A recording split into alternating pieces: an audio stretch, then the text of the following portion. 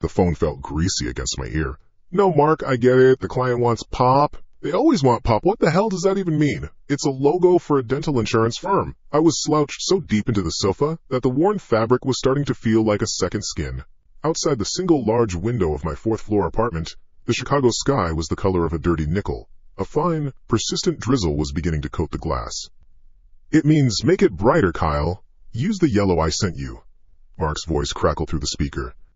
He was my only real friend in the city, and our conversations were a ritual of shared professional misery. It looks like a biohazard symbol. Their brand colors are muted blues and grays. A sudden blast of radioactive yellow doesn't pop. It gives you a headache. I shifted my weight, the springs in the old sofa complaining with a low groan. My apartment was my fortress. Small, cluttered with books I meant to read and canvases I meant to paint, but it was mine. The steady hum of the refrigerator was the building's heartbeat. The drip from the kitchen faucet was a clock I never bothered to fix. Just do it. Get it over with. Build them. Then you can go back to whatever it is you do. Stare at the wall, I assume. That's the plan, I said. Talk to you later. I tossed the phone onto the coffee table.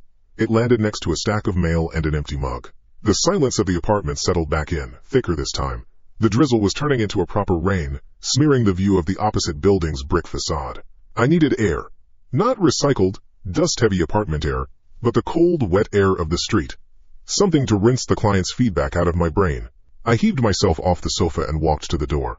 My hand went to the small wooden bowl on the console table where my keys always were. Always. My fingers brushed the smooth, empty bottom of the bowl. I frowned. I checked again, running my fingertips around the curve, as if the keys might have somehow become invisible. Nothing. Forgot I had them, I mumbled to the empty hallway. It was a habit, talking to myself. The price of living alone. I must have put them in my jacket pocket when I came in from grabbing lunch. I was always doing that. My brain. A sieve for small details. I went to the closet by the door and pulled out the denim jacket I'd worn earlier. I plunged my right hand into the pocket. Lint, a folded receipt from a bookstore, but no jangle of metal. I tried the left pocket. Nothing. I checked the inside pocket. Still nothing. A flicker of irritation sparked in my chest. This was a waste of time. I did a more thorough search, turning the pockets inside out. The bookstore receipt fluttered to the floor. I left it there. I walked back to the living room, my eyes scanning surfaces. The coffee table? No. The kitchen counter, buried under the mail. I sifted through envelopes and flyers. No keys. Under the sofa cushions? I pulled them up, revealing a landscape of crumbs and a lost pen. No keys. The irritation was curdling into a low-grade annoyance. This was stupid. They had to be here. I retraced my steps from a few hours ago, came in the door, dropped the mail on the counter, put the food away, sat on the sofa. Where in that sequence did the keys deviate from their established flight path to the bowl? I decided to get a drink. Maybe the break in the search would jog my memory. I walked to the kitchen, the linoleum cold under my socks. The refrigerator hummed louder as I approached. I pulled the handle.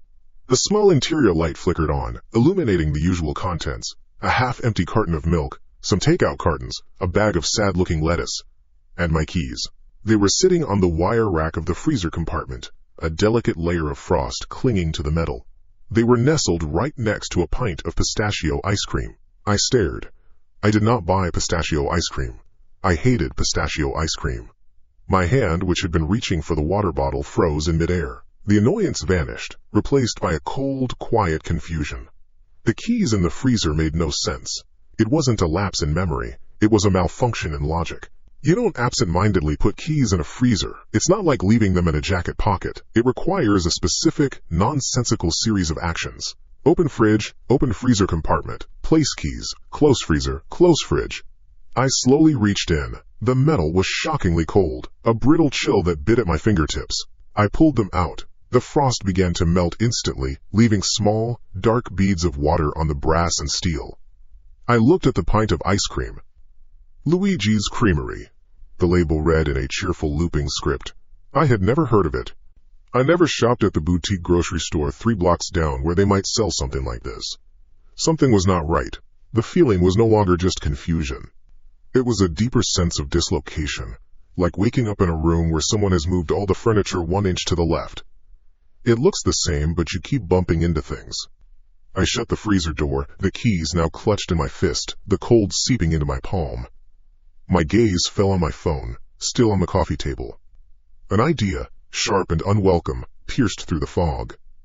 I walked over, picked it up, and my thumb swiped through the screen lock with a tremor I couldn't control. I opened my banking app. Face ID, a quick scan, and the screen lit up with my transaction history. I scrolled down. Rent payment, utilities, online software subscription, the charge from the deli at lunchtime today. All normal. I kept scrolling. And then I saw it. Backquote merchant. M&G Convenience. Amount, $7.50. Time, 2:13 a.m. Backquote. I read it again. 2:13 a.m. today. I was asleep at 2:13 a.m. I was in my bed, in this apartment, behind a locked door. I never went out that late. Never. M&G Convenience was the 24-hour place 5 blocks away, a place I only went to for emergency toilet paper or aspirin. My heart began to beat a hard, fast rhythm against my ribs. A wave of dizziness washed over me. I had to sit down. I sank onto the edge of the sofa, my eyes fixed on the glowing numbers on the screen. 2:13 a.m. A gap. A black hole in the last 24 hours where I had apparently gotten out of bed, dressed, walked 10 blocks round trip in the cold, and bought something. Something I had no memory of. The ice cream. The $7.50 must have been the ice cream. The apartment suddenly felt huge and unnervingly quiet, the hum of the refrigerator now a low, menacing drone. Before, it was my fortress. Now it was a sealed room with a stranger. And the stranger was me. Every object seemed to accuse me. The denim jacket on the floor. Had I worn it? The scuff marks by the door. Were they from my shoes last night? The very air I was breathing felt borrowed. My own memories were suddenly unreliable witnesses, and I was the prime suspect in a crime I couldn't remember committing. My mind was the scene of the crime. I pushed myself up and walked to the bathroom. I needed to see my face. I needed to see something familiar, something I could trust. I flipped the light switch. The fluorescent bulb above the mirror flickered twice before bathing the small room in a sterile white light. I leaned on the sink, my knuckles white on the porcelain, and stared at my reflection. It was me. A little pale, eyes a little too wide, but it was my face. Dark hair. A day's worth of stubble, the small scar above my right eyebrow from a childhood fall. I took a deep breath. Then, another. Get a grip, Kyle, I whispered. My voice sounded thin. I splashed cold water on my face. The shock of it was grounding. The water dripped from my chin into the basin. I looked up again into my own eyes in the mirror. And then it happened. It started as a twitch, a small, fluttering sensation at the root of my tongue. I tried to swallow, but the muscle didn't obey. A cold dread, colder than the freezer keys, spread through my chest. My tongue, my own tongue, began to move with a will of its own. It slid slowly, deliberately, across the roof of my mouth, exploring the ridges of my palate like a blind creature in a new cave. I watched my reflection in horror, my jaw slack, my eyes wide with a terror that felt ancient and profound. Then, it pushed forward. It emerged from my lips, a wet, pink muscle acting on its own accord. It licked my upper lip, a slow, tasting motion. Then, the lower. It was tasting the air. It was tasting me. I was a passenger. I was a prisoner in my own skull, watching a part of my body puppeted by an unseen hand. I tried to pull it back in, straining with all my mental might, yelling inside my own head. Stop. Stop it. Stop. But it was like trying to stop a wave with your bare hands. The connection between my brain and the muscle was severed, or hijacked. For 5, 10, maybe 15 seconds that stretched into an eternity, I was not in control. It was a silent, desperate internal war for a few inches of flesh. Just as suddenly as it started, it stopped. The muscle went slack. Control flooded back into me with a dizzying rush. I gasped, sucking in a ragged breath, and my tongue retreated into my mouth, feeling like my own again. But it felt tainted. Violated. I stumbled back from the sink, my body shaking violently. Sweat, cold and slick, pasted my shirt to my back. I leaned against the cool tile of the wall, my legs threatening to give out. My breath came in short, sharp hitches. That was not a memory lapse. That was not forgetfulness. That was something else I had to get out. The thought was a primal scream in my mind. Just get out of the apartment. I pushed off the wall and hurried back into the main room, my eyes darting around as if the threat was now external. I needed the keys. Keys and my wallet. I fumbled for my wallet on the console table, my fingers clumsy and weak. Then, I went to the kitchen to get a bottle of water before I left. My hands were still shaking as I pulled the refrigerator door open. The light flickered on again, and I saw it. Tucked under the plastic rim of the milk carton, a small, white slip of paper that hadn't been there before. It was the receipt. The M&G convenience receipt. Time-stamped 2:13 a.m. I pulled it out. My fingers felt numb. It was real. This was the proof. I turned it over. On the back, written in a hurried, jagged scrawl, were 2 words. The handwriting was messy, panicked, but it was mine. It said, backquote, "It started," backquote. I did not sleep. The night was a long stretch of listening.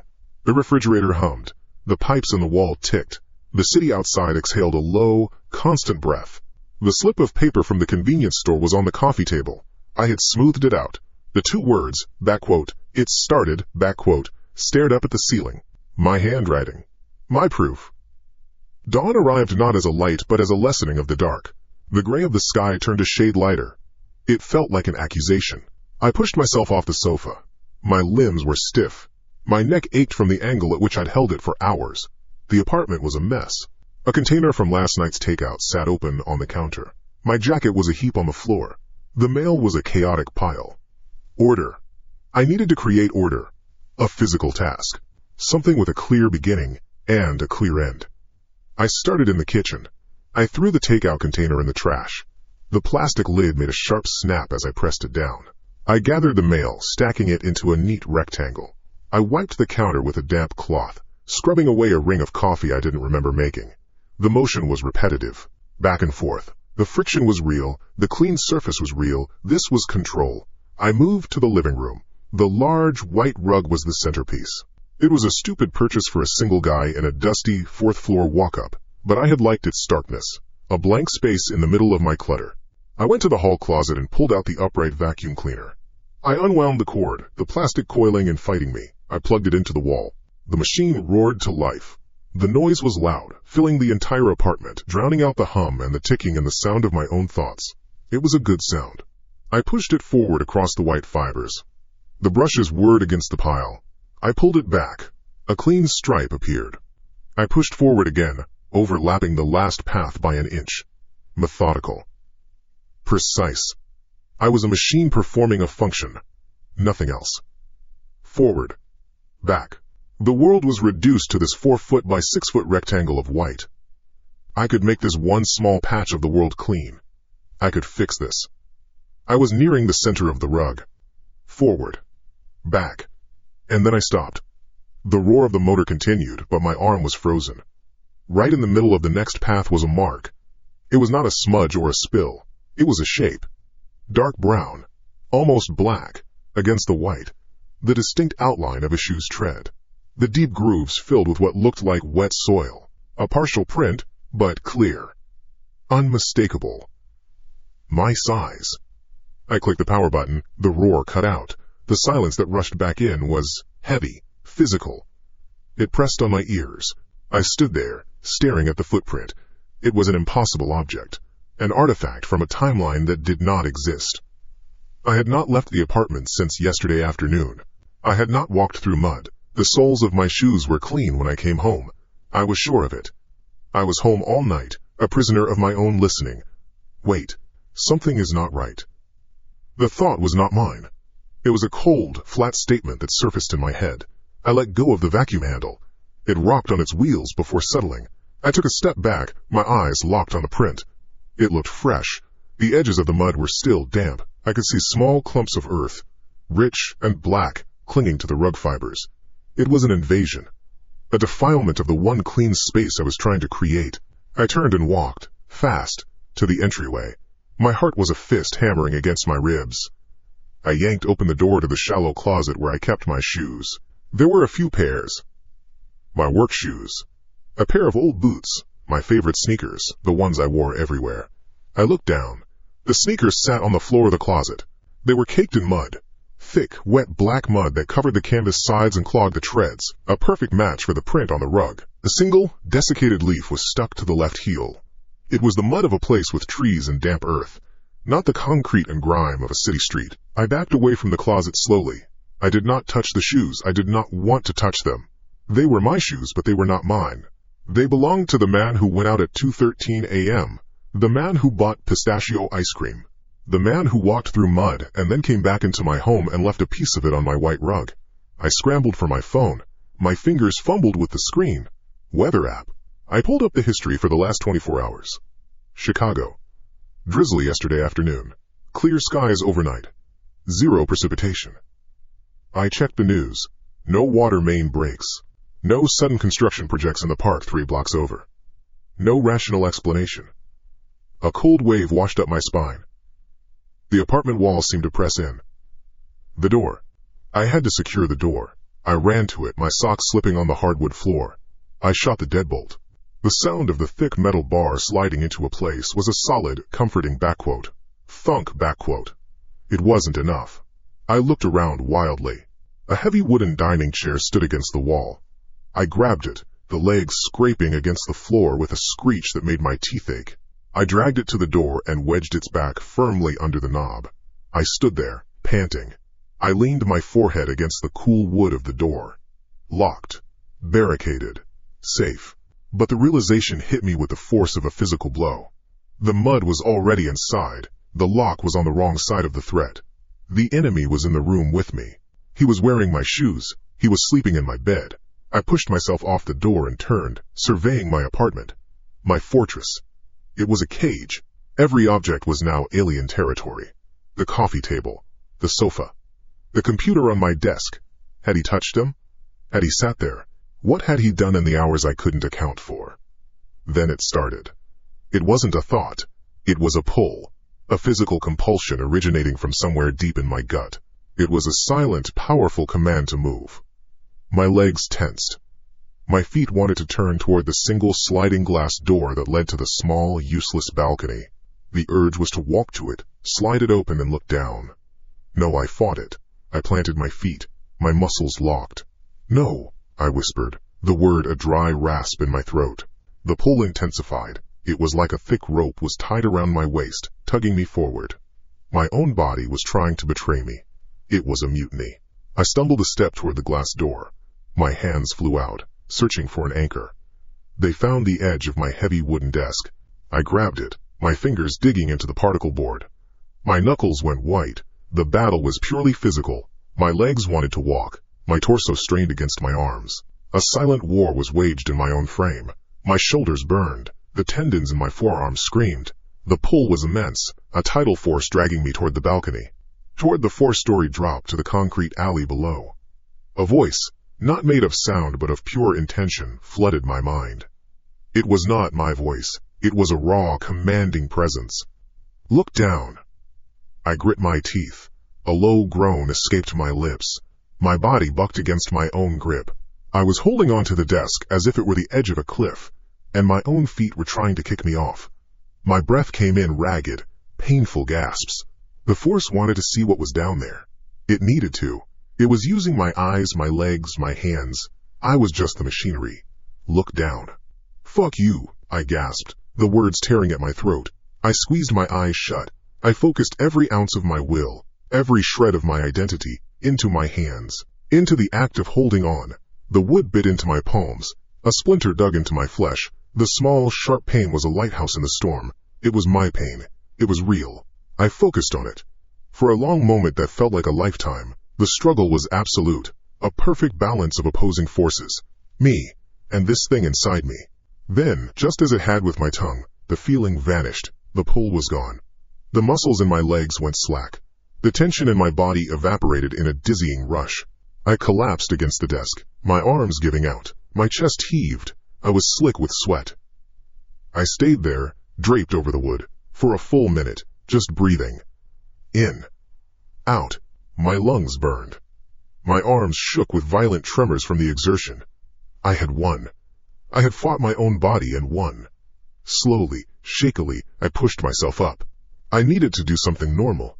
I needed to ground myself in the mundane. Work.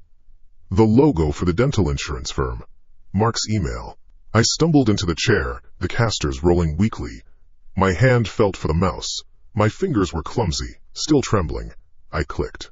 The monitors, which had gone to sleep, flickered to life. But it was not my desktop that appeared. It was not the grid of icons and folders for work. The screensaver was on. It was a single, high-resolution photograph. I leaned closer.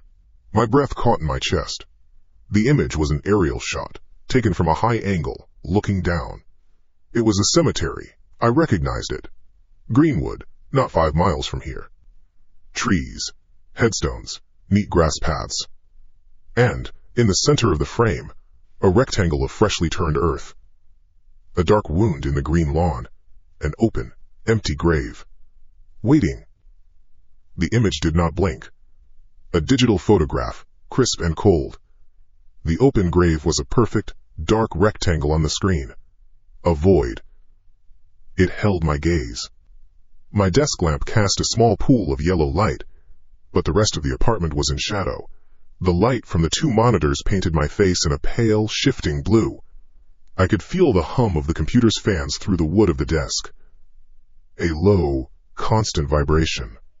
I did not move for a long time.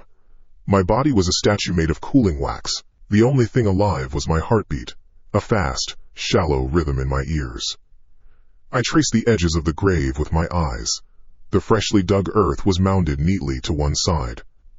The work was clean, professional. Someone had taken their time. A notification popped up in the corner of the screen. Backquote, disk space low backquote. It vanished. The thought came, not as an idea, but as a survival reflex. A single, desperate need. Proof. I needed proof. My memory was a traitor. My body was a stranger. My computer was a messenger for an enemy I couldn't see. I had one thing left. One tool. I pushed away from the desk. The chair's wheels scraped the floor. The sound was loud in the still room. My legs were stiff. I walked to the nightstand next to my unmade bed. My phone was there, plugged into the wall. I picked it up. Its glass screen was cool against my sweaty palm. I unlocked it. My thumb felt clumsy, thick. I navigated to the voice memo app. The icon was a red circle with a white sound wave. I had never used it before. I stared at the big red button on the screen. It felt like the most important decision of my life. This was a line I was crossing.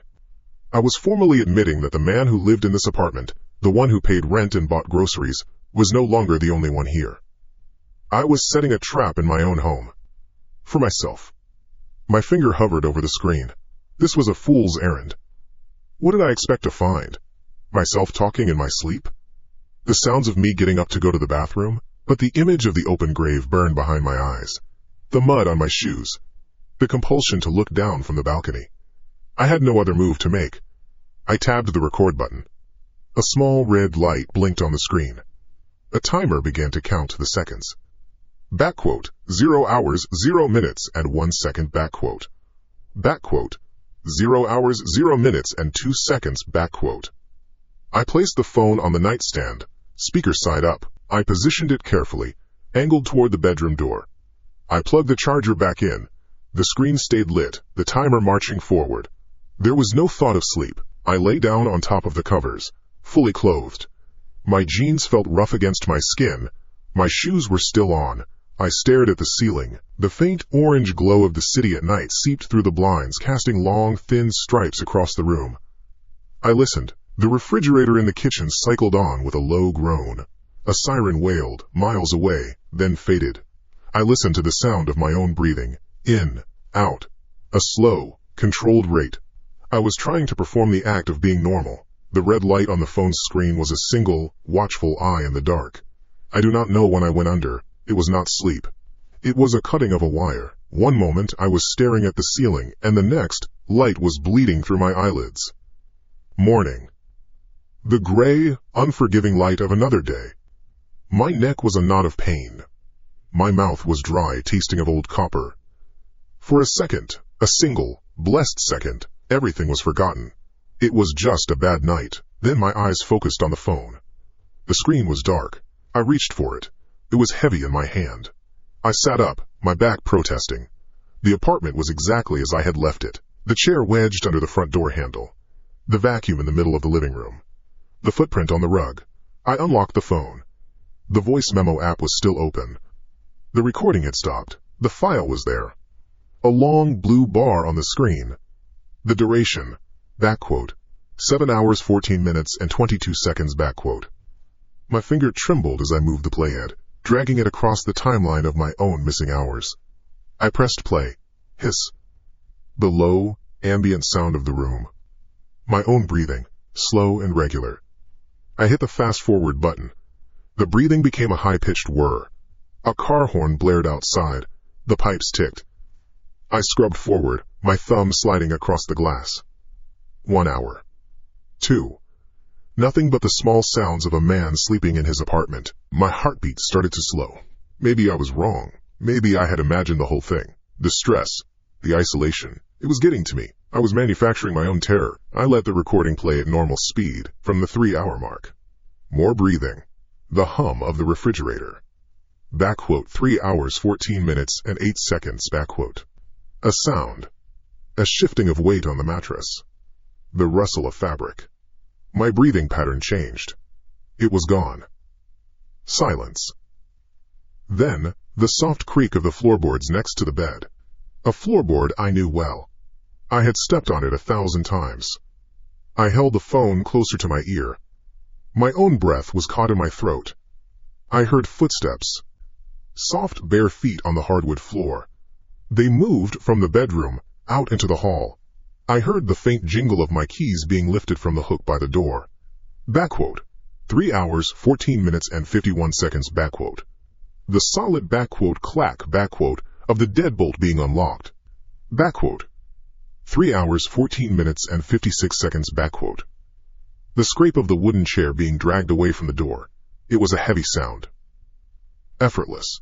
Back quote, 3 hours, 15 minutes and 4 seconds, back quote. The front door clicked open. A rush of different air filled the microphone, cooler, carrying the distant sound of traffic. The door clicked shut, and then there was nothing. For nearly an hour, the recording was just the low hum of the empty apartment. He was gone. I, or the thing wearing my body, was gone. I scrubbed forward, my hands shaking so badly I could barely control my thumb. I found the next sound. Back quote. 4 hours, 7 minutes and 21 seconds, back quote. The click of the door opening again. It shot with a soft back quote. Thump, back quote. The chair scraped back into place. The deadbolt slid home. The keys jingled as they were placed back on the hook. Footsteps returned to the bedroom.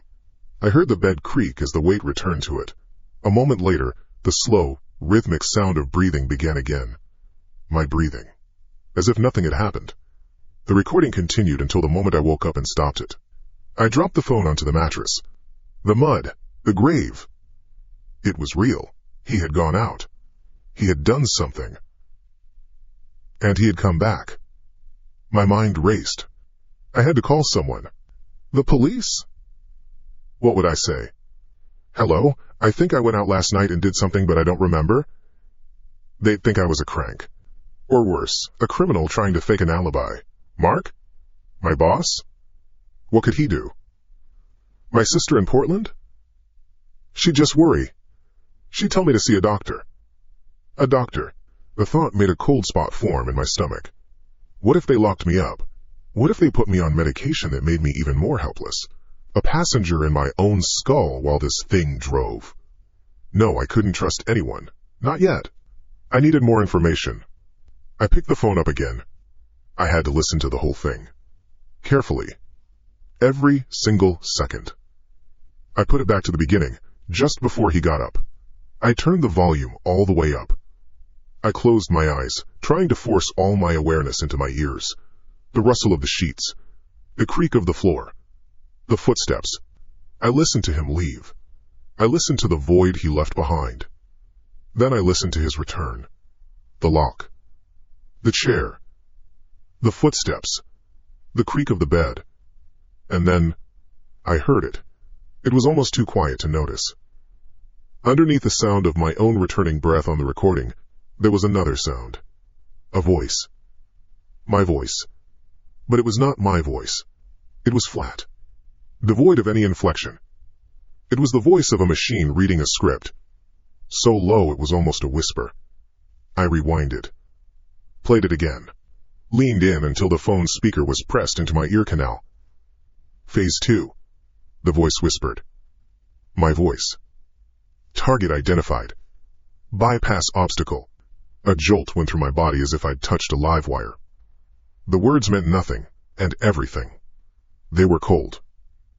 Procedural. The language of a mission. Panic took over. Pure animal instinct. Get out. Get help. I scrambled off the bed, stumbling over my own feet. I ripped my phone from the charger cord and stabbed at the screen. The phone icon. Recents. Dr. Miller. My therapist. I hadn't seen her in 6 months. Her number was still there. I pressed it. The call failed before it even rang. A small pop-up on the screen. Backquote. No service backquote. I looked at the top of the screen. The signal bars were gone. Just an empty triangle. Impossible. I always have full service in my apartment. I tried again. Backquote call failed backquote. Wi-Fi. I needed Wi-Fi I could email. Message someone. I pulled down the settings menu. The Wi-Fi symbol was grayed out. Backquote. No networks found backquote. My own network, the one I paid for, the one that was always on, had vanished. I was cut off. Completely and utterly sealed inside my own home. I looked at the voice memo. Still open on the screen. The blue bar. The evidence. My only weapon. I hit play again, a morbid curiosity overriding the fear. I let it play the part where the voice spoke. Bypass obstacle. The recording continued with my steady breathing, but as I stood there, listening to the recording from last night, a new sound began. Not from the phone, from inside me. It was a low hum, a deep, bass vibration that started in the center of my chest. I could feel it in my sternum. It was not a sound I heard with my ears. It was a frequency I felt in my bones. My own ribcage was a speaker. On the recording, the machine voice spoke again. A new sentence. Subject is aware. Initiating restraint protocol. The hum in my chest intensified. My vision swam. The edges of the room began to blur, turning a soft, fuzzy gray. My arms and legs suddenly felt like they were made of lead, filled with wet sand. A profound heaviness pulled me down. I tried to take a step toward the door, but my legs would not obey. My knee buckled. I fell. My shoulder hit the hardwood floor with a dull, heavy thud. The impact sent a shock of pain up my neck, but it felt distant, muffled. My cheek was pressed against the dusty floorboards. I could see the world from a new angle. The underside of my bed. A lost sock. Dust bunnies clinging to the baseboard. My body was shutting down. I tried to move my fingers. They twitched, feebly. I tried to call out. My throat was locked. No sound came out. The hum in my chest was a constant, powerful thrum, a biological engine throttling down. My phone had fallen from my hand. It lay on the floor a few inches from my face, the screen still lit. My arm, my right arm, began to move. It lifted from the floor with a slow, steady motion. It was not my movement. It was smooth, economical, and totally alien. There was no struggle in it, no panic. It moved with a purpose that was not my own. I watched, a prisoner inside my own head as my hand reached for the phone. My fingers, steady and precise, curled around the device. My thumb moved to the screen. It swiped, unlocking it. It navigated the interface with an unnerving calm. It opened the voice memo app. I watched as my own thumb pressed the edit button. A red circle with a minus sign appeared next to the 7-hour recording. My only proof. My vision was contracting to a small tunnel. The hum was everything. The last thing I saw before the darkness took me completely was my own thumb, moving with calm deliberation, as it pressed the red circle, and then the delete button that appeared next to it. The blue bar vanished from the screen, then the screen, and everything else went black. I was on the bed. The first fact was my position, lying on my back, atop the covers. The second fact was the light. A dull, gray illumination came through the window, the kind that promised a day with no sun. It pressed down. My head was turned to the side, my cheek against the rough texture of the comforter. I did not remember lying down. I remembered the floor, the hard wood against my face, The sight of my own thumb deleting the file. Then, nothing. This was a new gap in the tape. A sharp, stinging sensation pulled my awareness into focus. It was centered on my left forearm. Not an ache, but a clean, burning line of pain, like a fresh paper cut doused in lemon juice. I blinked, the room wavering for a moment. I pushed myself up with my right arm, my torso protesting with a deep stiffness in the muscles. I sat on the edge of the mattress. My feet found the floor. It was cold. I looked down at my left arm. There were 3 lines. They ran from just below the crook of my elbow halfway to my wrist, parallel, perfectly spaced. They were a bright, angry red against my pale skin. The edges were raised and beaded with tiny droplets of clear fluid and blood. They were deep, deeper than a cat's scratch, deeper than dragging my arm against a sharp corner. They looked deliberate. They looked like they had been carved. My breath hitched. My gaze moved from the wounds to my own hands. My left hand was open on my knee, trembling slightly. Fine. I slowly, carefully lifted my right hand. I held it in the weak morning light. It was steady. Too steady. There, under the nails. Under the nail of my index finger, my middle finger, and my ring finger. Dark crescents. Dried blood. And tiny, caught particles of what I knew, with a certainty that chilled the sweat on my neck, was my own skin. I stared at my right hand. The tool. I looked back at the 3 gouges in my left arm. The result. One of my hands had attacked the other while I was gone. A war had taken place on my own body, and I was only now reading the casualty report. A wave of nausea rolled through my stomach. Clean it. I had to clean it. Get the evidence out from under the nails. Get the blood off my skin. Erase it. I stood up. My legs felt unsteady, like a newborn colt's. I walked out of the bedroom, my bare feet making soft padding sounds on the floor. The apartment was a static image of the night before. The chair was still wedged under the front doorknob. The vacuum cleaner stood in the middle of the living room like a strange plastic sentinel. Nothing had moved. Except me. The bathroom was small and white. The single bare bulb over the mirror flickered on, casting a harsh, flat light on everything. I saw my face in the mirror. My eyes were wide, the pupils large. There were dark circles underneath them. I looked like a man who hadn't slept in a week. I looked like a stranger. I ignored my reflection and leaned over the sink. I turned the cold water tap. The water hissed out, splashing against the white porcelain. I thrust my left arm under the stream. The cold was a shock, and the water hitting the raw scratches sent a fresh wave of stinging white-hot fire up my arm. I grit my teeth, letting the water run, watching the diluted blood swirl pink before circling the drain and disappearing. It was not clean enough. I needed soap. I needed to scrub. I reached for the bar of soap in its plastic dish with my right hand. My hand stopped. It froze in midair, fingers slightly curled, hovering an inch above the soap. The command was in my head. Pick it up. My arm did not respond. The muscles in my shoulder and bicep tightened, locking the limb in place. It felt like it was encased in concrete. I tried again, putting more force into the mental command. Move. A violent spasm shot through my entire arm. It was not a muscle cramp. It was an electrical jolt, a powerful, punishing current that made my teeth clench and a grunt escape my lips. My hand clenched into a tight fist, the knuckles white. The arm remained locked, defiant. It would not let me clean the evidence from itself. The thing inside, the pilot, would not allow its tools to be tampered with. No, I whispered. The sound was thin in the small room. I stared at the fist. My fist. It was a separate entity. An enemy occupant sharing my skin. Panic began to bubble up from my stomach. Hot and acidic. I had to get it off. I had to get the filth out from under those nails. The proof of what it had done. What I had done. My eyes darted around the small bathroom, searching for a weapon. My gaze landed on the counter, next to a tube of toothpaste, and my toothbrush. A pair of stainless steel nail clippers. An idea, born of desperation, formed. If I couldn't wash the filth out, I would cut it away. I would remove the nails themselves. With a sudden, quick movement, my left hand, my real hand, shot out and snatched the clippers. The metal was cool and solid, a tool of control. I held it tight. The reaction was instantaneous.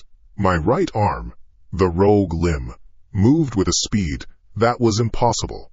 It shot across the space between us, the space that was my own chest, and clamped down on my left wrist. The grip was not human. It was absolute, a circle of steel forged of my own flesh and bone.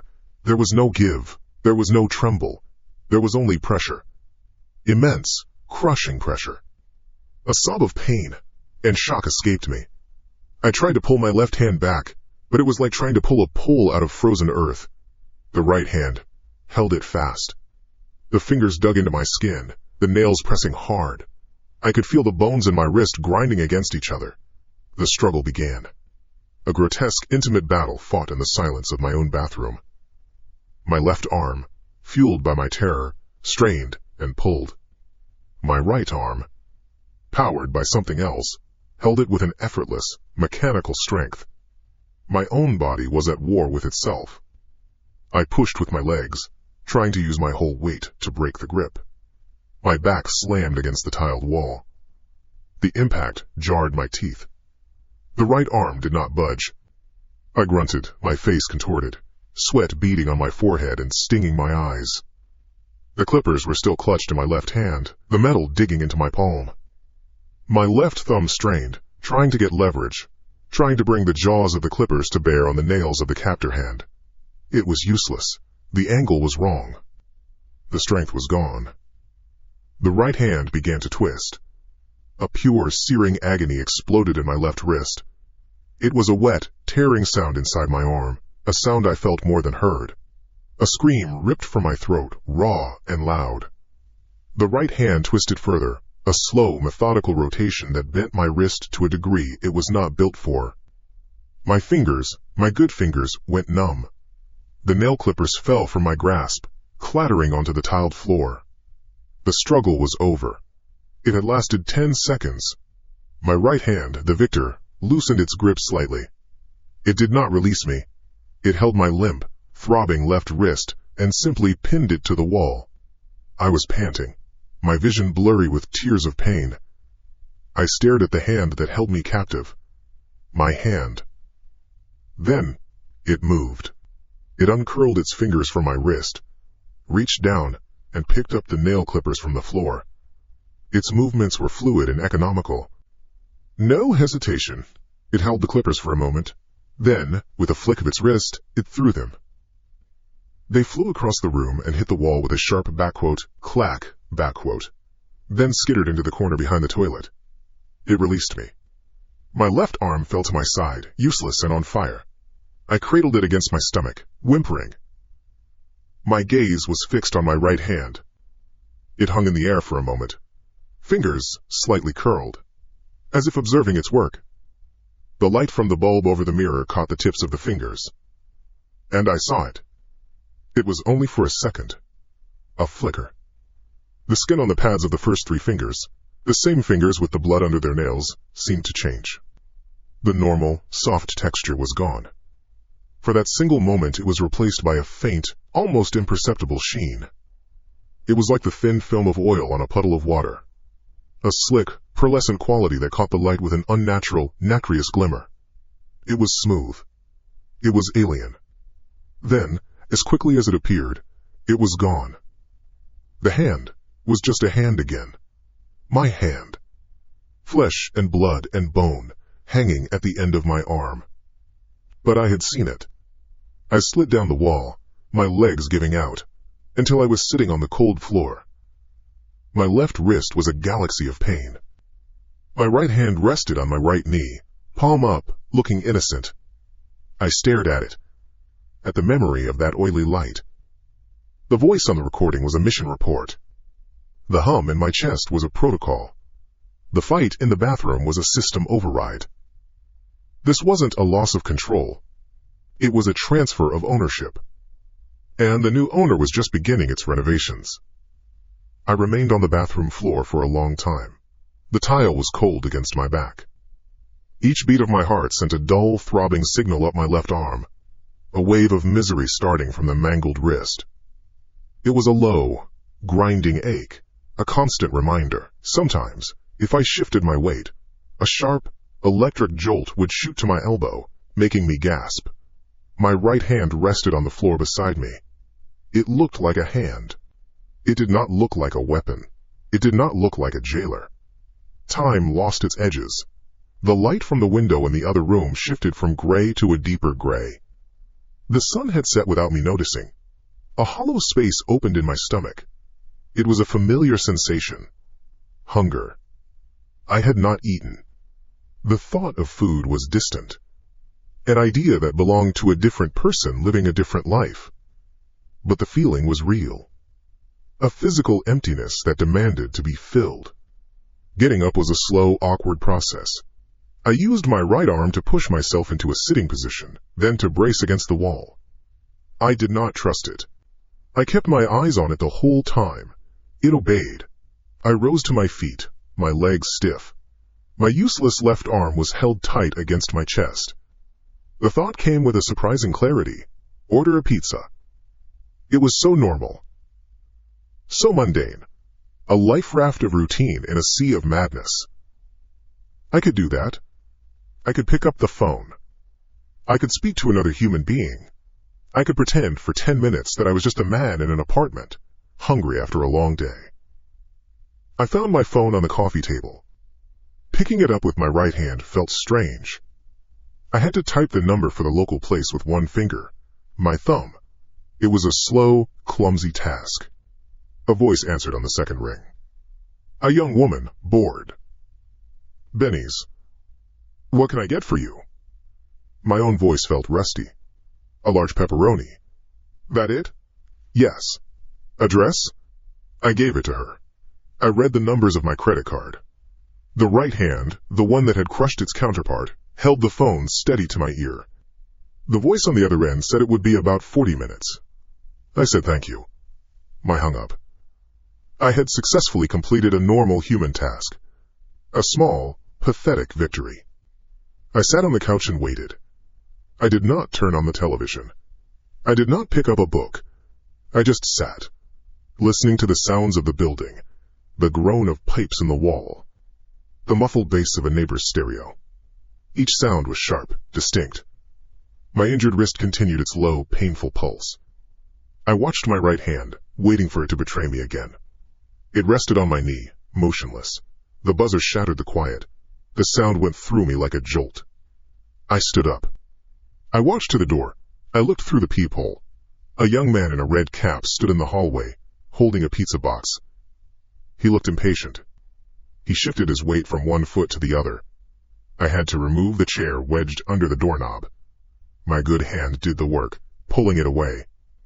The sound of the wood scraping against the floor was loud. My left arm protested with a spike of pain. I unlocked the deadbolt. I opened the door a few inches. A chain lock held it in place. Pizza, the kid said, not looking at me. I passed the folded $20 bill through the gap. He took it, handed me the slip to sign. My right hand fumbled with the pen. My signature was a jagged scrawl. He tore off my copy, shoved it into the box's side, and slid the warm cardboard rectangle through the opening. Keep the change, I said. He was already gone. I closed the door. I slid the deadbolt. I wedged the chair back under the knob. The warmth of the box in my right hand was a small comfort. It smelled of yeast and cooked tomatoes and grease. It smelled like Friday nights. It smelled like a life I no longer had. I set the box on the coffee table and opened it. The steam rose, carrying the scent. 8 slices, glistening with oil, dotted with curled, crispy circles of pepperoni. My stomach rumbled, a deep, painful contraction. The hunger was a physical thing now, a beast awakening. Using my right hand, I lifted a slice. It was heavy and hot. The melted cheese stretched in long, elastic strands. I brought it to my mouth. I took a bite, and my body revolted. The moment the food touched my tongue, it was wrong. The texture of the cheese was like warm wax. The sauce was a film of grit and metal. The crust was dry paper. It was not food. It was a mouthful of refuse. A wave of nausea, immediate and violent, surged up from my stomach. I lurched to my feet, clamping my left hand over my mouth, and stumbled toward the kitchen sink. I retched, a harsh guttural spasm that tore at my throat. The single bite of pizza came out, mixed with sour bile. I coughed and spat, my eyes watering. I gripped the edge of the sink with my good hand, my knuckles white, my body was shaking. I turned on the tap and splashed cold water on my face. The hunger was gone, replaced by a raw, scraped-out feeling. I stood there for a long time, breathing heavily. The smells of the pizza from the other room were now offensive. I went back, closed the lid on the box, and carried it to the trash can. I pushed it in, burying it under an old newspaper. The hunger returned. It was not the same. This was not the hollow ache of an empty stomach. This was a pull. A specific, targeted craving that bypassed my brain and went straight for my guts. It was a focused, silent command. My head turned, my eyes drawn to the refrigerator. The low hum of its motor seemed to fill the room. My legs moved. I walked toward it. One step, then another. I was not telling them to move. My mind screamed, "Stop!" But my body kept walking. I reached the refrigerator. My right hand lifted, the fingers outstretched. I did not tell it to lift. It gripped the handle. The plastic was cool. It pulled the door open. The small internal light flickered on, casting a pale, sterile glow on the contents. A half-gallon of milk, a carton of eggs, an old jar of pickles, and, on the middle shelf, a white styrofoam tray wrapped in clear plastic. 1 pound of raw ground beef. My eyes locked onto it. The pink, churned flesh, the streaks of white fat. A thick, coppery saliva flooded my mouth. The craving was an intense pressure, a physical force inside me. It was a deep, gnawing need for that. For the raw meat. No. My mind was a frantic prisoner, rattling the bars of its cage. My right arm moved. It reached into the cold air of the refrigerator. My fingers closed around the styrofoam tray. The plastic crinkled. My arm withdrew, bringing the package out into the room. I tried to scream. My mouth opened, but my jaw locked. The muscles in my neck and face became rigid, hard as stone. The only sound that came out was a low, choked grunt, a wet, guttural noise of effort. Air was trapped in my lungs. My entire body was a machine executing a program I had not written. The right hand brought the package of meat up, toward my face. The left hand, my broken hand, hung limp at my side. I was a spectator to my own actions. I could see the fine condensation on the plastic wrap. I could see the individual whorls of ground flesh. My mouth was wide open, waiting. The coppery taste of the saliva was overwhelming. I was going to feed. A spark ignited in the darkness. A final, desperate surge of will. It wasn't a thought. It was an animal instinct for survival. My survival. With every ounce of strength I had left, I put all my focus into my torso and my shoulder, not to stop the arm but to change its path. I threw my weight violently to the left, a convulsive twist of my entire upper body. It was a rebellion of the core against the limb. For a moment, there was resistance. The muscles in my right arm bunched, fighting to stay on course. But the momentum of my body was too much. The arm was dragged sideways. The package of meat, instead of meeting my open mouth, collided with the wall. It hit with a disgusting wet thwack. The styrofoam tray cracked. The plastic wrap split. A pink, wet wad of ground beef splattered against the beige paint. And then the rage came. It was not mine. It was a white-hot, alien signal that flooded my brain, short-circuiting every thought. It was pure, focused fury. A predator's rage at being denied its meal. A pressure built behind my eyes, so intense I thought my skull would crack. My vision swam, the edges darkening. A high-frequency hum vibrated through my bones. It was an emotion so powerful it was a physical assault. My right fist, still holding the broken tray, clenched so hard, the styrofoam shattered into pieces. Then, as quickly as it had come, it was gone. The pressure vanished. The humming stopped. I was left gasping, my legs giving out. I slid down the wall, my back scraping against the paint, until I was sitting on the linoleum floor. My heart hammered against my ribs. I was slick with sweat. I breathed. In. Out. A ragged, shuddering sound in the quiet kitchen. My right hand unclenched. The broken pieces of the tray fell to the floor. It was just a hand again. My eyes drifted up to the wall where the meat had hit. A small, clumped smear of raw flesh was stuck to the paint. But it was the wall beneath it that held my gaze. The paint was bubbling. A patch of the wall about the size of my fist was sizzling. Tiny wisps of a faint, acrid smoke curled off the surface. The beige paint had blistered and blackened, peeling back to reveal the white plaster underneath. And the plaster itself was dissolving. It was softening and melting like wax held to a flame, turning into a grayish, pitted paste. I stared, unable to process what I was seeing.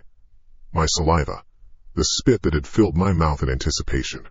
It must have been on the meat. It must have been the acid. As I watched, a piece of the ground beef stuck to the wall gave a small, distinct twitch. It was a slow, rhythmic contraction, like a worm burrowing. It pulsed once, twice. I scrambled backwards, crab walking away on the floor, my good hand and my heels digging into the linoleum.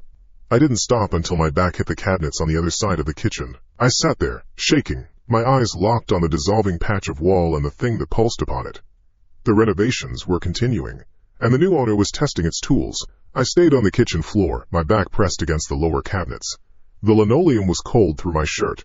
The air smelled of ozone and cooked meat. My eyes were fixed on the wall. The sizzling had stopped. The patch of plaster, eaten away by my own saliva, was now a crater of gray, crumbling paste. The small piece of meat that had twitched was still. It looked like a dead thing again. My breath came in ragged gulps. My right hand, the one that had held the meat, lay open on my lap. I stared at it. It was my hand. 5 fingers. A palm. Lines and creases. It was a part of me.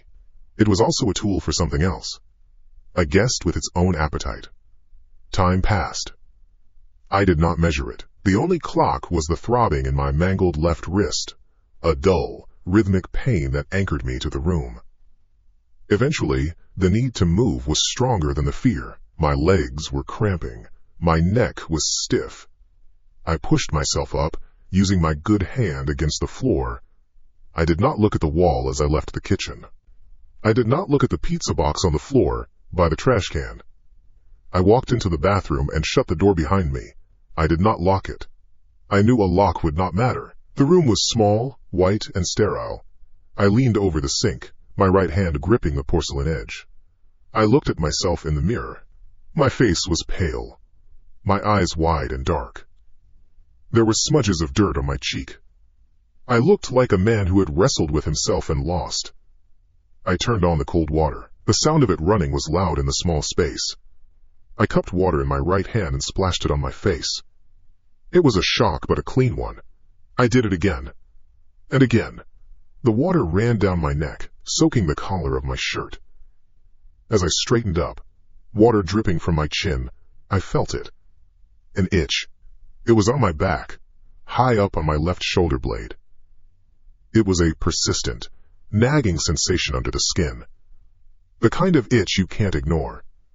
It was mundane. It was normal. I reached over my shoulder with my right hand, my fingers searching for the spot.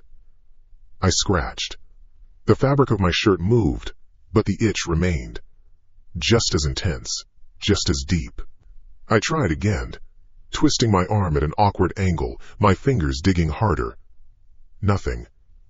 The itch was untouchable, buried somewhere I couldn't reach. A flicker of irritation ran through me. It was a small thing, a stupid thing, but after everything else, it felt like another piece of my body betraying me. I pulled my shirt off over my head, a clumsy process with my injured left arm held against my chest. I threw the damp shirt onto the floor. I turned my back to the mirror, craning my neck to see over my shoulder. I could only see a curve of skin. I twisted my torso, my muscles straining. I could see more of my back, the slope of my shoulder, but the spot itself was hidden, just out of view. The itch was still there, a single point of fire. Frustration mounted. I needed to see it. My phone was on the couch.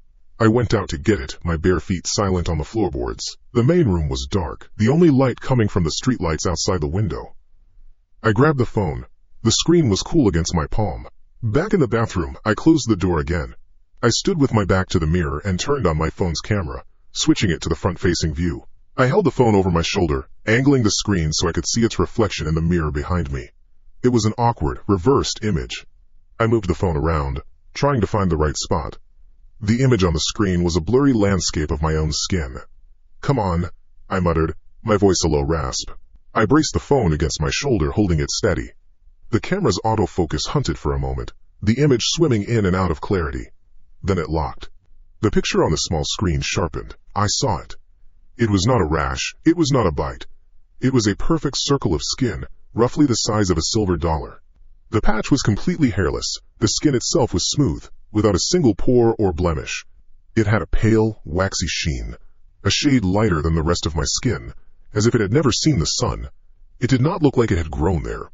It looked like it had been installed. My breath caught in my throat. I lowered the phone slowly, my eyes still on the reflection of my back in the mirror. I could not see the patch directly, but I knew it was there. I reached over my shoulder again, my fingers tentative this time. I touched the edge of the circle. My normal skin felt warm, soft. Then my fingertip moved onto the patch. There was no sensation. I pressed harder. I expected the give of flesh, the feeling of pressure. There was nothing. It was like pressing my finger against a piece of formica. My brain registered the action of my finger pushing, but the nerves in my back sent back a dead signal. A void. It was a piece of me that was no longer mine. Panic, cold and sharp, spiked through my chest. I turned to face the mirror, my own reflection a mask of disbelief. I reached back again, my thumb and forefinger finding the waxy circle. I tried to pinch it. I couldn't. The skin, or whatever it was completely rigid. It did not bunch or fold. It was hard, inflexible. My fingers slid off the slick surface. I tried again, digging my fingernail into it. There was no pain. My nails scraped across the surface with a faint, dry sound, leaving no mark. It was like scraping a plastic dish. My heart hammered against my ribs. I stumbled out of the bathroom, leaving the phone on the counter. I needed information. I needed a name for this. I found my laptop on the coffee table and flipped it open. The screen flared to life. My right hand was clumsy on the trackpad. I opened a web browser. The cursor blinked in the search bar. What do you type? Numb patch of skin on back. The results were a sea of medical websites. Pinched nerves, shingles, psoriasis. I clicked on a link. Pictures of red, scaly rashes filled the screen. None of them looked like the smooth, pale disc on my shoulder. None of them mentioned a texture like hard plastic. I tried again. Perfectly round, smooth patch of skin, no feeling. More results. Alopecia areata, a condition that causes hair to fall out in round patches. But the article said the skin underneath remained normal. This was not normal. This was something else. I knew it with a certainty that chilled my bones. This was not a disease my doctor could diagnose. This was not a condition I could find on a medical forum. This was a sign. This was a mark of ownership. The renovations were not just about appetite. They included structural changes. I had to see it again. I had to be sure. I walked back to the bathroom, my steps heavy. I picked up the phone. My hand was shaking. I stood in the same position, my back to the mirror, my phone held over my shoulder. I brought the camera close as I could to the patch. The itch was gone now. In its place was a feeling of presence, a weight. I tapped the screen to force the camera to focus on the small area. I was trying to get a macro shot, to see the texture up close. The green focus square appeared on the screen, contracting and expanding. My own breathing was loud in my ears. I held my breath to steady my hand. The camera focused. For a single, impossible fraction of a second, the image resolved into perfect clarity. It was not skin. The image on the screen was not a flat, waxy surface. It was a dense, interwoven mass of microscopic, silvery threads. They were writhing. A slow, coordinated pulse moved through them, like a colony of worms squirming in unison just beneath the translucent membrane. It was a glimpse into the engine room, a look at the machinery working underneath the facade. The phone in my hand flashed. A brilliant white light filled my vision for an instant. The screen went black. Dead. I let out a sound, a choked gasp, and the phone fell from my numb fingers. It hit the tile floor with a sharp, ugly crack. It slid under the sink. Gone. I stood there, shaking, my back to the mirror. The image was burned into my mind. The writhing, silver threads. The living machinery nested in my flesh. And then, I felt it. The silence in the bathroom was absolute. But underneath the silence, a new sensation began. It started where the patch was. A low, steady vibration. It was not on my skin. It was in me. A deep, resonant hum, so low it was almost below the range of hearing. I could feel it in my shoulder blade, a faint tremor that traveled along my skeleton. I felt it in my ribs, in my teeth. It was the machine, idling. It was the new owner, humming to itself. It was right there, inside me, and I could feel it, a constant, living thrum that was not the beat of my own heart. It was the sound of my replacement. I did not move. I stood with my back to the bathroom mirror, the broken phone a dark shape on the white tile. My feet were cold. The hum was everything. It wasn't a sound that entered my ears. It was a condition of my bones. It was a low-frequency current running through the framework of my body. My teeth felt loose, chattering with a vibration that did not come from fear or from cold. It came from the spot on my shoulder blade. From the engine. My legs straightened. I did not tell them to. It was not a spasm, not a jerk. It was a smooth, controlled action, like a limb responding to a command I hadn't given. I turned, my feet pivoting on the floor with a soft squeak of bare skin on tile. I walked out of the bathroom. The hum seemed to grow stronger, a resonant frequency that guided my movement. My injured left wrist pulsed a dull counter-rhythm of pain, a reminder of a body that was still, in some small part, mine. But it was a dying language. The hum was the new dialect, and my muscles were becoming fluent. I entered the living room. The streetlights cast long, distorted rectangles of orange across the floor and the far wall. Dust motes swam in the beams. My legs carried me to the built-in bookshelf that flanked the fireplace. It was full of paperbacks I'd bought at thrift stores, hardcovers from college, books I hadn't touched in years. My right hand lifted, fingers extended. Not my command. The movement was fluid, economical. My own volition was a passenger, watching through the windshield as someone else drove. The hand hovered, scanning the spines. It passed over a row of Stephen King, ignored a stack of history texts. It moved with a certainty I did not possess. It was looking for something specific. I was just the apparatus used for the retrieval. The hum in my chest intensified, a low thrum of approval as my fingers closed around the spine of a thin, dark blue hardcover. I pulled it from the shelf. Dust puffed from the top edge. I knew the book. An Observer's Atlas of the Outer Systems, a gift from my father when I was a teenager. I'd been obsessed with space for a year, a fleeting passion. I hadn't opened it since. My hand, the one that was not fully my hand, carried it to the coffee table. I sat on the edge of the couch. The book was placed on the table with a soft thud. With a flick of my thumb, the cover was opened. It did not open to a random page. It fell open to a specific place, the spine cracked and accustomed to that exact spot. It was a star chart. Plate 74, the Cassiopeia Perseus stellar cloud.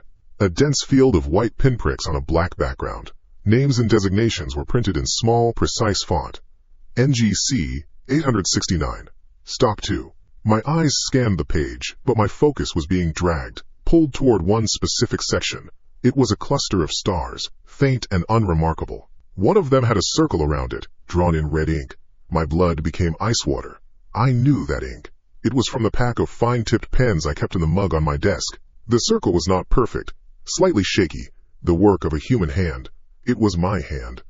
I could feel the remembered motion of drawing that small, uneven loop, but there was no memory attached, only the physical echo of an action I had never performed. I stared at the circled star. It was anonymous. Catalog number UCAC 47390013334. Just a point of light among millions. Why? What was it? The hum in my skeleton changed its frequency. It shifted from a steady idle to something more active. A pressure built behind my eyes, as if the space inside my skull was shrinking. It was not a normal headache. It was a feeling of intrusion, of a foreign presence claiming territory. And then the information came. It wasn't a thought, it wasn't a voice, it was a flood. A torrent of cold, hard data poured into my consciousness. Trajectories. Parsecs. Gravitational vectors. The chemical composition of a planetary body. The precise orbital decay of a dead moon. These were not my thoughts. They were concepts I had no framework for, yet I understood them with a chilling, absolute clarity. It was like having a technical manual for a piece of alien technology injected directly into my brainstem. The circled star was not a star. It was a destination. The data stream showed me a path, A line drawn through the void from that point of light to here, to this building, to this room, to me. It was not an explanation. It was a declaration, a statement of origin. This was where it came from. The thing inside me, the pilot. The download continued, relentless. It was not just data about its origin. It was tactical. The life cycle of the organism. The method of cellular replacement. The gradual overriding of a host's neural pathways. I was being shown the blueprint of my own demolition. My memories, my feelings, my very sense of self. They were exposed as fragile, outdated code, queued for deletion. I felt a flicker of my mother's face from a childhood memory, and it was immediately catalogued, analyzed, and filed away by the foreign consciousness, marked as a tool for potential leverage. The essence of who I was, my entire life, was being reduced to a user profile for the new administrator. I was being replaced. Not just my body, my mind. A scream built in my throat, a primitive denial from the last pocket of myself that still had a voice. No! The word ripped out of me, raw and desperate. In a convulsion of rebellion, I swiped my arm across the coffee table. The book flew through the air, pages fluttering, and hit the far wall with a loud, satisfying smack. It fell to the floor, a broken thing. My rebellion. My last stand. The response was immediate. It was not anger, it was punishment. It was a system correcting an error.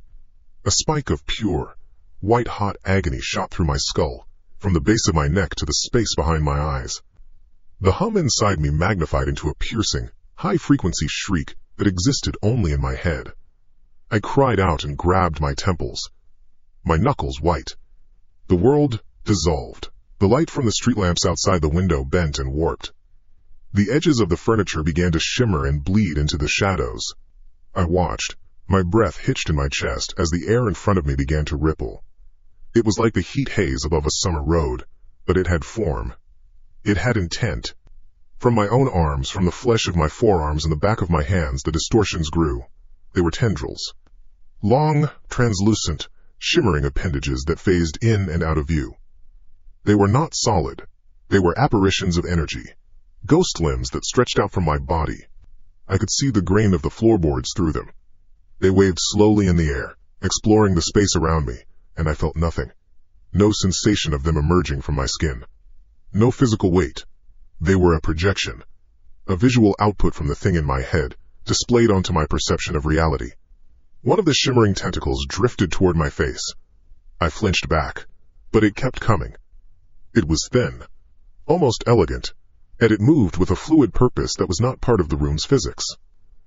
I raised my right hand, a trembling, desperate gesture to ward it off.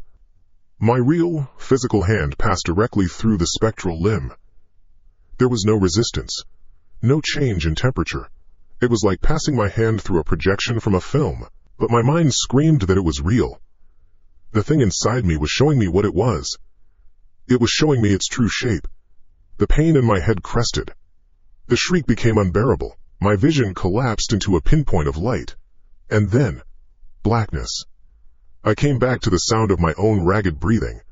I was on my knees on the hardwood floor. My head throbbed with a deep, cavernous ache. My cheek was pressed against the rough fibers of the rug. I blinked, and the room slowly swam back into focus. It was just a room. The furniture was solid. The light was straight. There were no tentacles. The air was still. I pushed myself up with one hand, my body trembling with exhaustion. My gaze fell upon the coffee table. The book was there. It was sitting right in the middle of the table, closed.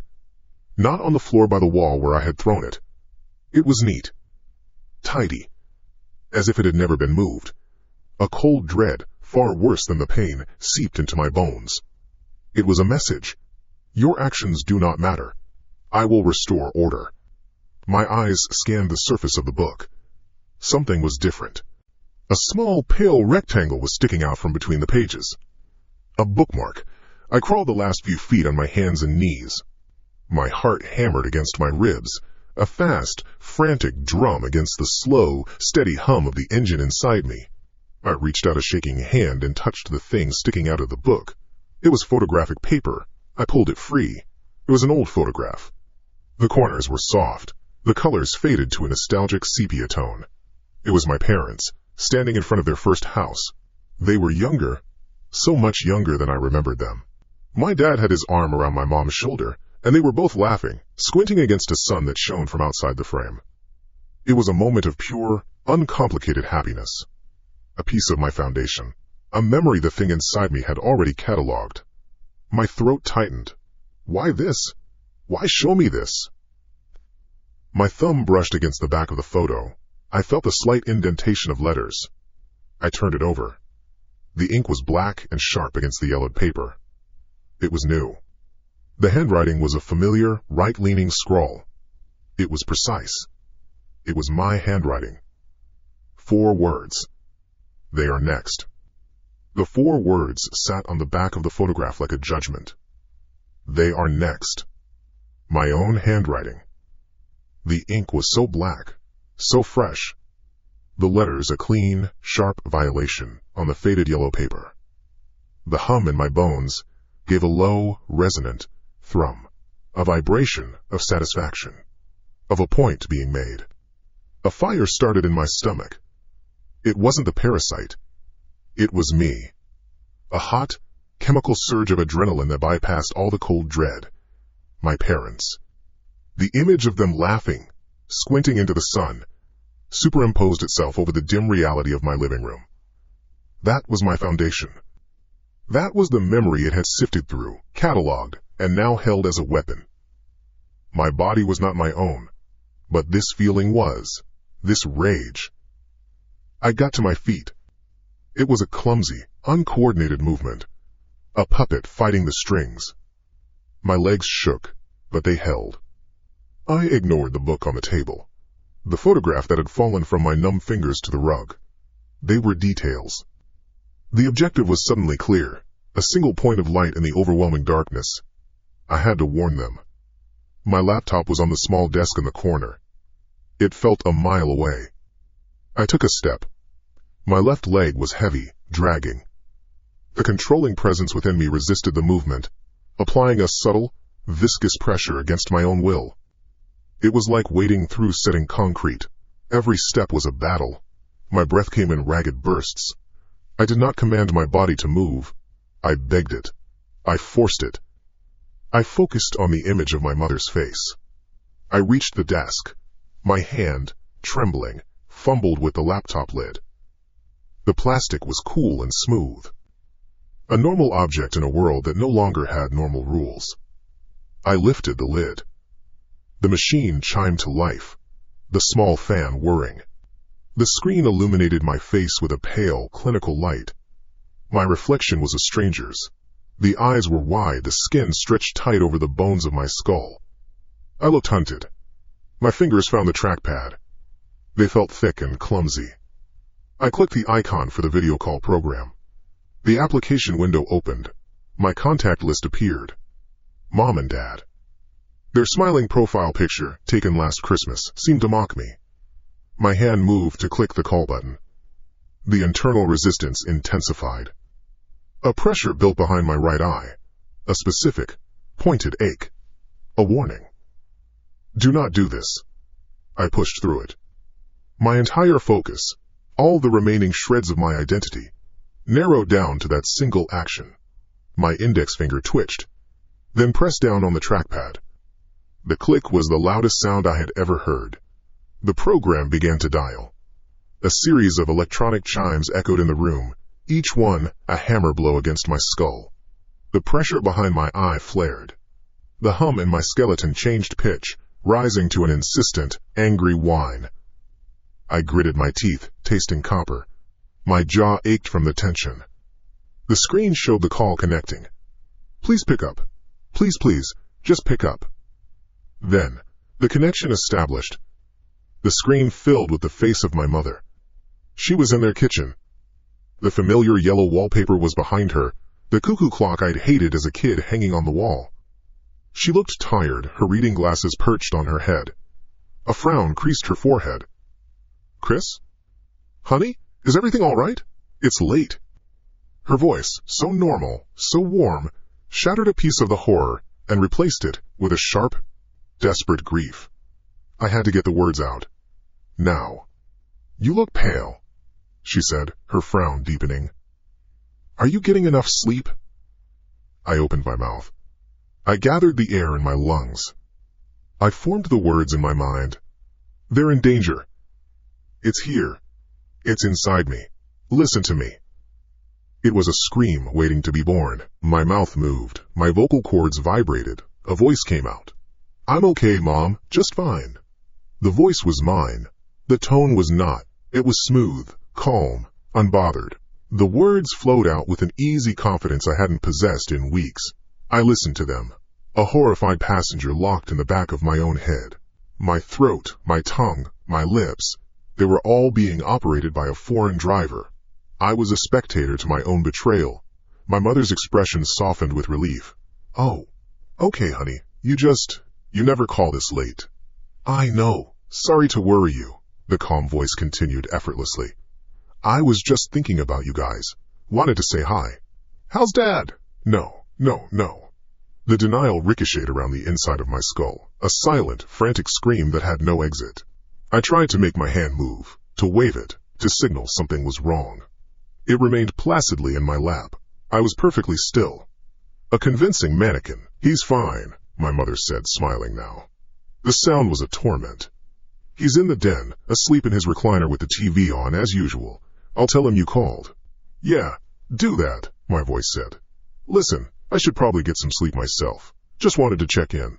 Tell her something, make a face, do something, but I could do nothing. The control was complete. The thing inside me was using my life, my relationships, my mother's love for me, as a tool. It was calming her, ensuring she would suspect nothing. It was isolating me completely.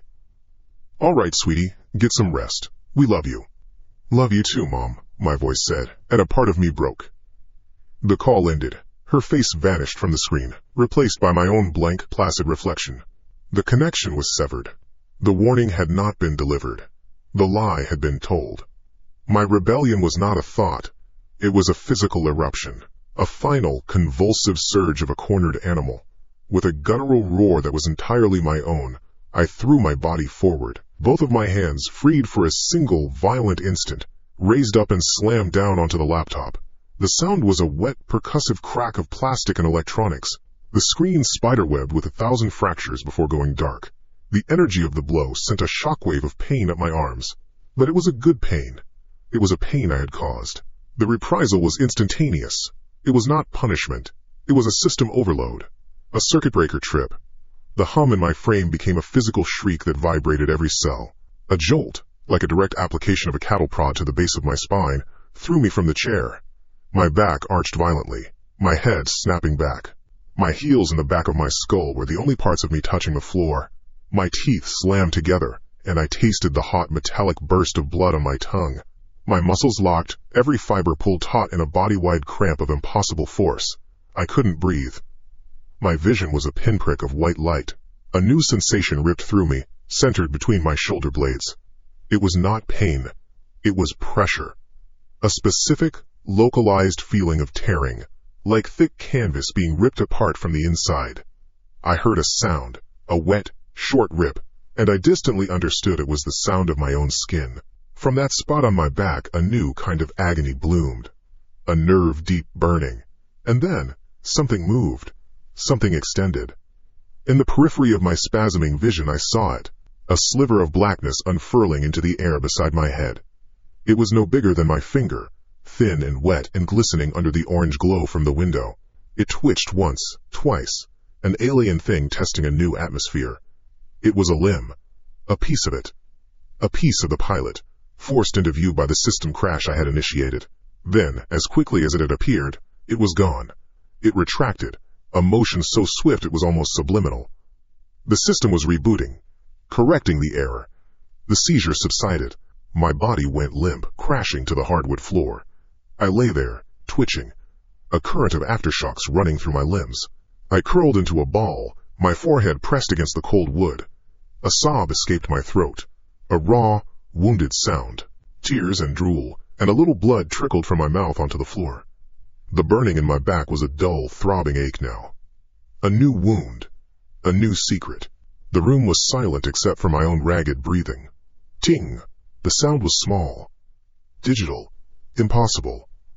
It came from the desk. I pushed myself up onto my hands and knees. Every muscle screamed. My head felt like a hollow gourd filled with broken glass. I crawled toward the desk, a slow, painful pilgrimage. The laptop was a wreck. A piece of the casing had broken off, and the screen was a dead, shattered mess. But in the center of the black broken glass, a single line of white text glowed. An email notification. It was still connected to the network. It was still on. I pulled myself up, leaning heavily on the desk. My eyes focused on the glowing text. A new dread, colder and deeper than the pain, settled in my gut. From Chris, my email_address at email.com. Subject, plan. My mind struggled to process it. An email from me. To me. Sent a few seconds ago. My hand shook as I reached for the trackpad. Most of it was unresponsive, but a small corner still worked. I moved the cursor over the notification. I clicked. The email opened, the white text stark against the broken black background. It was not a message. It was a list. 1. _. Disable external contact. _. 2. Isolate host from familiar stimuli. 3. Initiate stage 2 metabolic shift. 4. Proceed to designated collection point. The first item was crossed out, a neat, clean line drawn through the words. The task I had just failed to accomplish, warning my parents, had been twisted. By destroying the laptop, I hadn't stopped it. I had completed its first objective for it. The list glowed on the broken screen. White text on a black spider web of glass. My own email address was the sender. The subject line was a single word. Plan. The body of the message was a short, numbered list. The throbbing in my back was a dull pulse, a metronome counting down to something. My tongue felt thick with the coppery taste of blood. I read the words. Then I read them again. They didn't change. 1. _. Disable external contact. _. 2. Isolate host from familiar stimuli. 3. Initiate stage 2 metabolic shift. 4. Proceed to designated collection point. The first item was done. The line, through the text, was a mark of victory. Its victory. I had smashed the laptop to stop it from talking to my mother. In doing so, I had completed its first task. The logic was cold, brutal. A trap closing perfectly around my action. I looked at the second item. Isolate host from familiar stimuli. I didn't understand what it meant. My gaze drifted around the room. The photos on the mantelpiece. The worn armchair. The stack of books I'd been meaning to read. My life. My stimuli. Then, my right leg moved. It was not a twitch. It was a deliberate, controlled pivot. My foot lifted from the floor and stepped forward. I did not tell it to. The muscles in my thigh contracted, a smooth, fluid motion that was not mine. I tried to pull it back. I threw all the force of my will, a silent scream in my mind, against that movement. It was like pushing against a steel hydraulic press. There was no give. Nothing. My left leg followed. I was walking. A slow, determined pace toward the corner of the room where a large terracotta pot held a dying fern. The plant had been a housewarming gift. I hadn't watered it in a month. The soil was pale and dry. I was a prisoner inside my own skeleton, watching through my eyes as my hands reached for the pot. My fingers, steady and sure, plunged into the dry earth. The dirt was cool and granular, running through my fingers. I could feel the texture, the tiny stones, the brittle, dead roots. But the hands were not my hands. They scooped a double handful of the soil and turned away. My body walked to the kitchen sink. The steps were even, rhythmic. I was a machine performing a function. My hands, caked in brown dust, turned the cold water tap. Not the hot. The cold. A stream of water gushed out, clear and hard. It hit the porcelain basin with a hiss. My hands cupped under the stream, collecting the water with the dirt. I watched as the water turned to a murky brown, a thin soup of mud dripping between my fingers. My mind was a storm of denial. Stop! Stop this! What are you doing? But the commands went nowhere. The connection between my brain and my limbs was severed, rerouted to a new operator. The hands brought the muddy mixture to a small plastic bowl left on the counter, the one I used for cereal. The mud and water slopped into it. Then a finger, my index finger, began to stir, around and around. The motion was precise. The gritty sound of soil scraping against plastic filled the silence. The paste thickened. It became a smooth, dark slurry, the kind of mud pies a child makes. The smell of wet earth and city tap water filled my nostrils. The task was complete. The stirring stopped. My body turned from the sink. The bowl of mud was held carefully in one hand. It was level. Not a drop was spilled. I began to walk again, out of the kitchen and into the main living area, toward the large picture window that overlooked the street. Each step was an agony, not of pain, but of powerlessness. I was being marched to a destination I did not choose, to perform an act one did not understand. Against the cold glass of the window, the city lights were a smear of gold and white. Headlights of cars slid by on the street below. A world of people going about their lives. A world I was no longer a part of. My body stopped a foot from the window. It stood there, perfectly still, holding the bowl. A statue waiting for a signal. I looked out, across the street, at the brick apartment building opposite mine. It was a mirror of my own building. A grid of lighted windows. In one of them, on the 3rd floor, a light was on. A woman was standing there. She was standing in front of her window, just as I was. My breath hitched. The involuntary gasp was my own. It was a fissure in the pilot's control. The woman was maybe 50. She wore a blue robe. Her hair was gray. She was holding a small bowl. She moved with a strange, rigid grace, an unblinking stare fixed on the glass before her. She was a puppet. The same strings that moved me were moving her. I was not alone. The thought was not a comfort. It was a new dimension of horror. This wasn't happening just to me. I looked away from her, scanning the other windows. 2 floors up from her, a man in a white t-shirt stood at his window. He held a bowl. To the left, in another building down the block, another shadow stood in another illuminated square. Then another. And another. A new light switched on across the street. A figure appeared at the window. It raised a bowl. My heart hammered against my ribs. A wild bird in a cage. This was not a personal breakdown. This was an invasion. A silent, coordinated event, playing out in 1,000 apartments, behind 1,000 curtains. The list on the laptop screen burned in my memory. Proceed to designated collection point. We were being prepared. We were being marked. My free hand, the one not holding the bowl, moved. It came up slowly, palm open. The muscles in my arm were tight. The movement economical. I fought it. I pictured my parents' faces. I remembered the crack of the laptop screen. I screamed inside my own head, channeling every last gram of identity, of me, into a single command. Stop. The hand trembled. It paused in the air, halfway to the bowl of mud.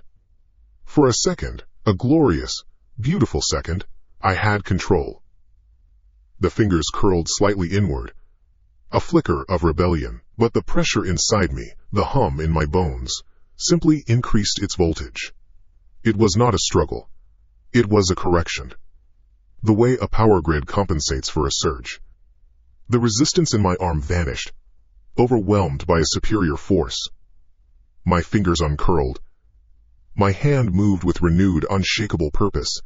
It plunged into the bowl. The mud was thick and cold.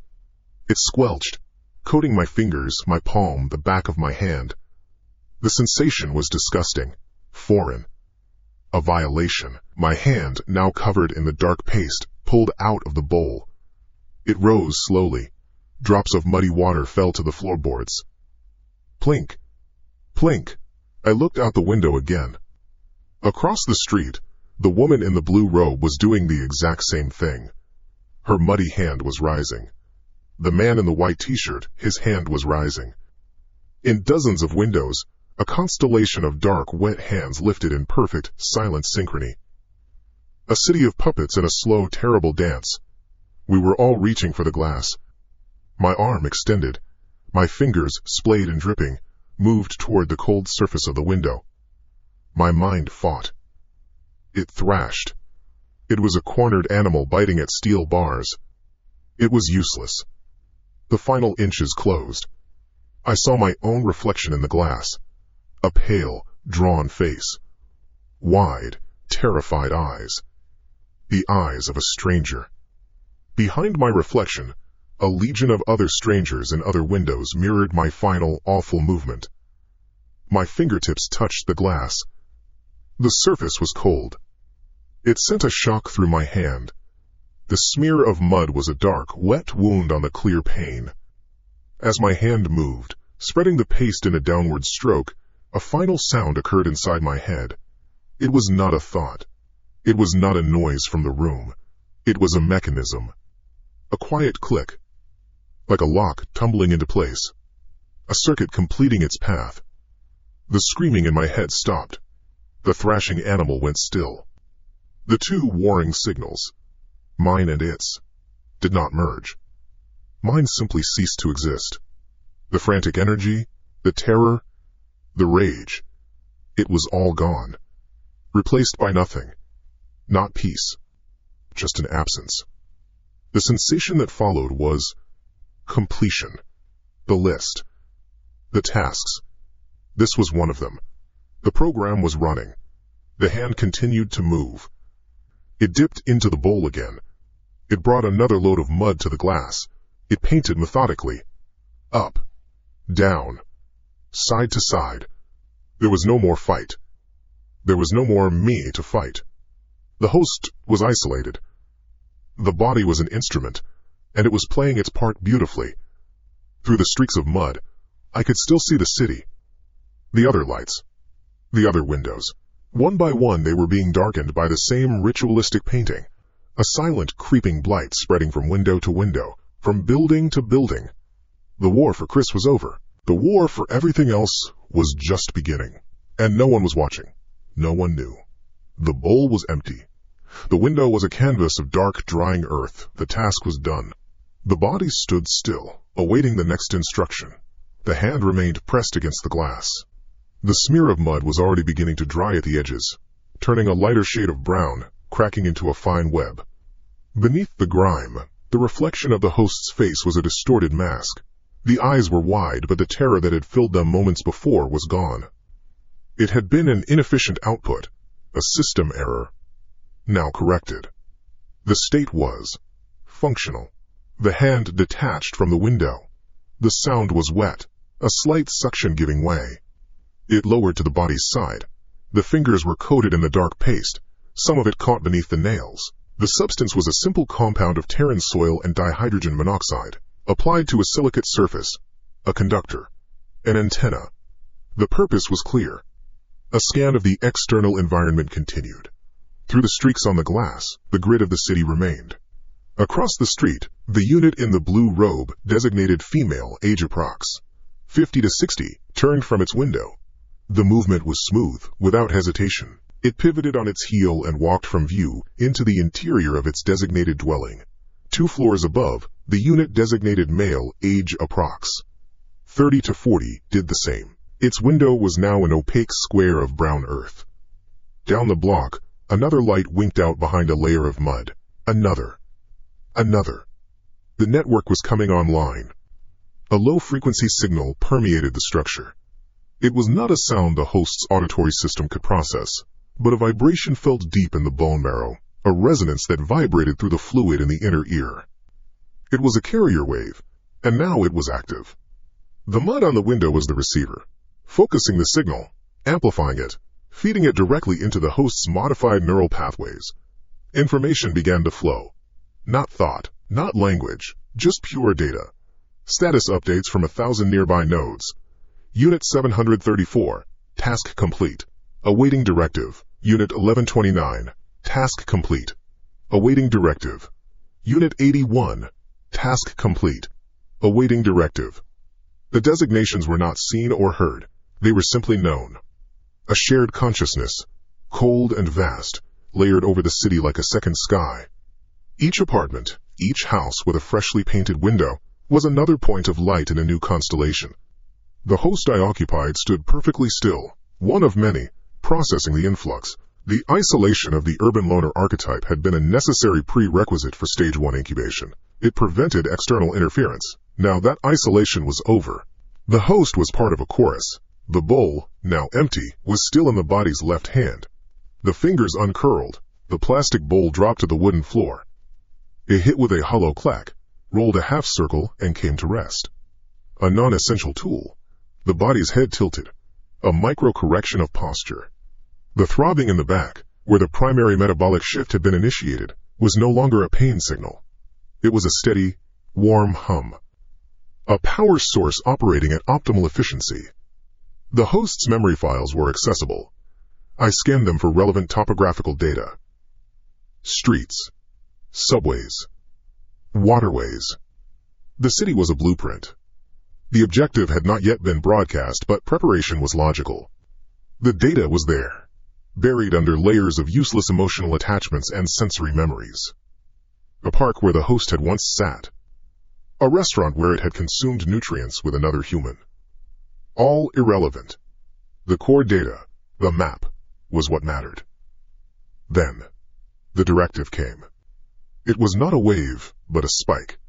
A single, compressed packet of information that hit every node simultaneously. It was an image, burned directly onto the visual cortex. A massive gray, concrete wall. A wide expanse of dark blue water behind it. The curve of a road running along the top. Below the image, geographic coordinates precise to 10 decimal places. The central city reservoir. The objective was logical. Stage 2 required a significant increase in biomass and a liquid medium for rapid dispersal. The city's water supply was the most efficient vector.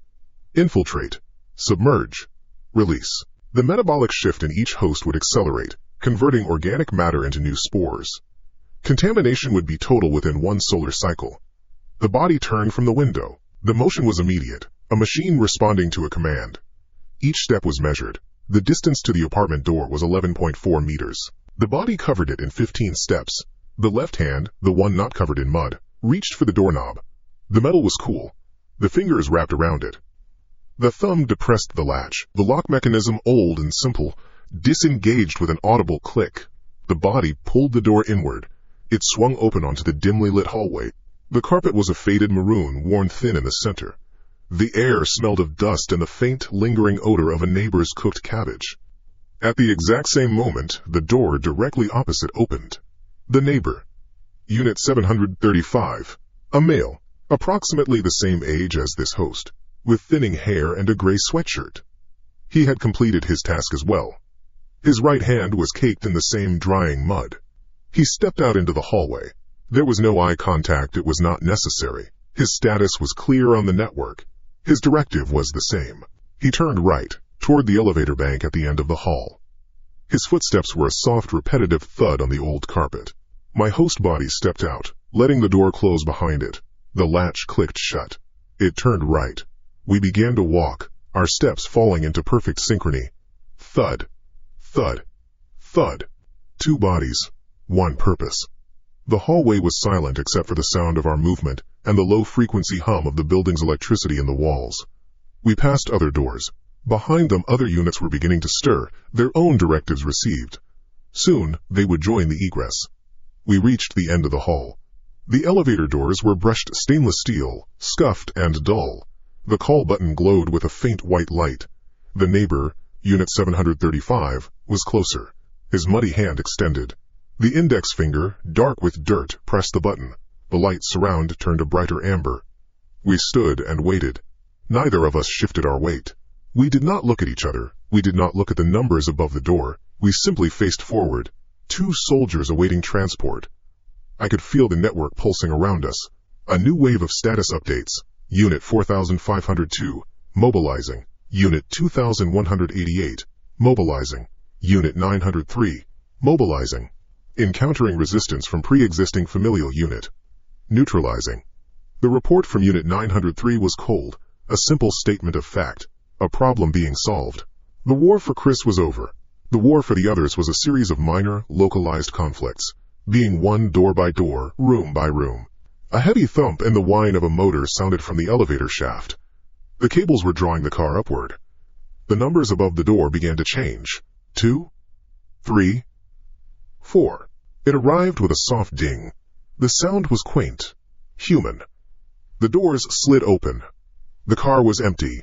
We stepped inside. The neighbor moved to the back left corner. My host moved to the back right. We faced the front. His muddy hand reached out again and pressed the button for the ground floor. G.